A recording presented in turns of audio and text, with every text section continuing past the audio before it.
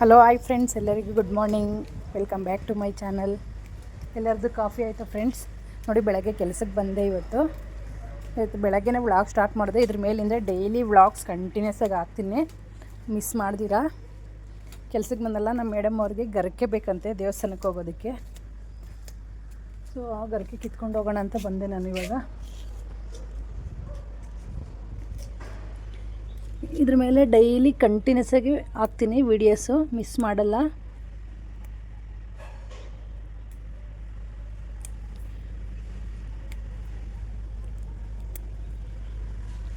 ಪೂಜೆಗೆ ಬೇಕಂತೆ ದೇವಸ್ಥಾನಕ್ಕೆ ಹೋಗೋದಕ್ಕೆ. ನೀವೆಲ್ಲ ಹೇಗಿದ್ರೆ ಅಂತ ಹೇಳ್ಬಿಟ್ಟು ಕಮೆಂಟ್ ಬಾಕ್ಸಲ್ಲಿ ಕಮೆಂಟ್ ಮಾಡಿ ಫ್ರೆಂಡ್ಸ್. ನಿಮ್ಗೇನೇ ಒಂದು ಡೌಟ್ ಇದ್ರೂ ಕಮೆಂಟ್ ಬಾಕ್ಸಲ್ಲಿ ಹೇಳಿ.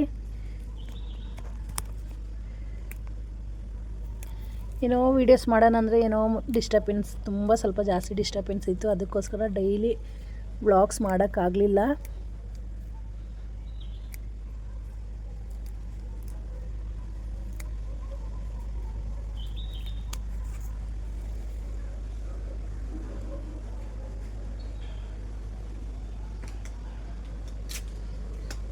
ನೋಡಿ, ಹೂವು ಎಷ್ಟು ಚೆನ್ನಾಗಿದೆ.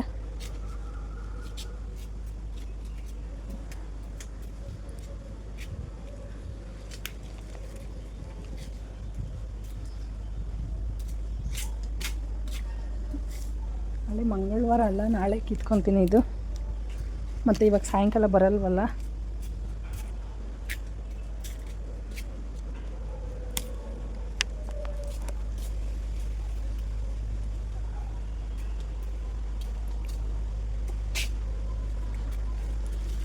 ಎಷ್ಟು ಚೆನ್ನಾಗಿದೆ ನೋಡಿ ಹೂವು.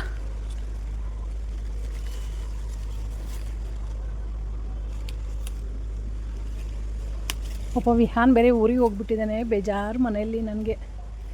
ಅವನಿದ್ದರೆ ಹೆಂಗೆ ಟೈಮ್ ಓಡುತ್ತೋ ಗೊತ್ತಾಗಲ್ಲ. ಅವನು ಇಲ್ಲದೇ ಇರೋದಕ್ಕೆ ತುಂಬ ಕಷ್ಟ ಆಗುತ್ತೆ ಮನೆಯಲ್ಲಿ.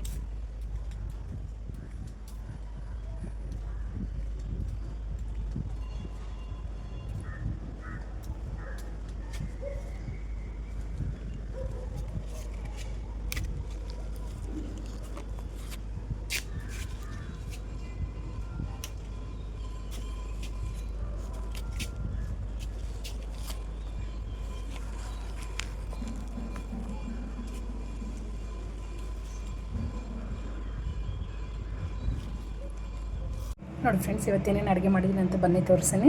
ಆಲೂ ಪರೋಟ ಮಾಡಿದ್ದೀನಿ, ಬಸ್ಸಾಂಬಾರು ಮಾಡಿದ್ದೀನಿ, ಪಲ್ಯ, ರೈಸು, ಇದು ಬೆಂಡೆಕಾಯಿ ಫ್ರೈ ಮಾಡಿದ್ದೀನಿ, ಸ್ವಲ್ಪ ಬಿಸಿಬೇಳೆ ಬಾತಿದೆ.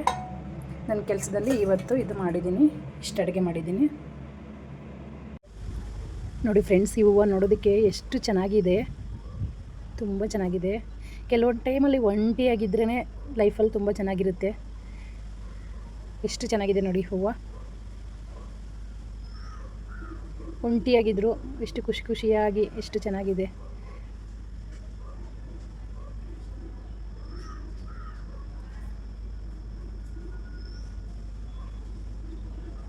ಕೆಲವೊಂದು ಸರಿ ನಾವು ಮಾತಾಡ್ಕೊಡ್ದು ಫ್ರೆಂಡ್ಸ್, ಸೈಲೆಂಟಾಗಿದ್ರೇ ಎಷ್ಟೋ ಚೆನ್ನಾಗಿರುತ್ತೆ.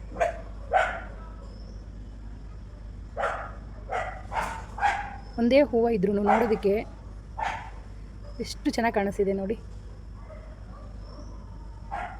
ನೋಡಿ ಫ್ರೆಂಡ್ಸ್, ಇವಾಗ ಕೆಲಸಕ್ಕೆ ಬಂದಲ್ಲ, ಕೆಲಸದಲ್ಲಿ ಬಸ್ಸಾಂಬಾರು ಮಾಡಿದ್ದೀನಿ. ಸಬ್ಬಕ್ಕಿ ಸೊಪ್ಪು ಬೇಳೆ ಹಾಕ್ಬಿಟ್ಟು ಸಾಂಬಾರು, ಇದು ಪಲ್ಯ, ಇದು ಬೆಂಡೆಕಾಯಿ ಫ್ರೈ ಮಾಡಿದ್ದೀನಿ. ಆಲೂ ಪರೋಟ ಮಾಡಬೇಕು, ಹಿಟ್ಟೆಲ್ಲ ಕಲಸಿಟ್ಟಿದ್ದೀನಿ. ಆಲೂಗಡ್ಡೆ ಪಲ್ಯ ಇದೆ.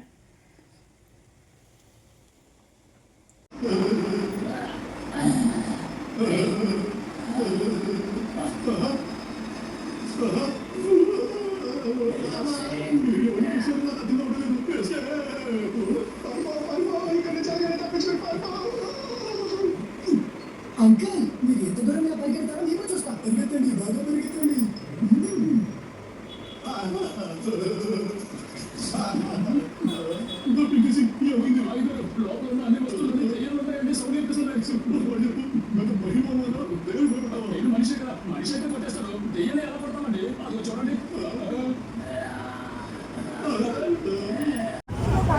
ಚೆನ್ನಾಗಿದೆ ಬಿಹಾ. ಹುಳ ಹೆಂಗಿದೆ?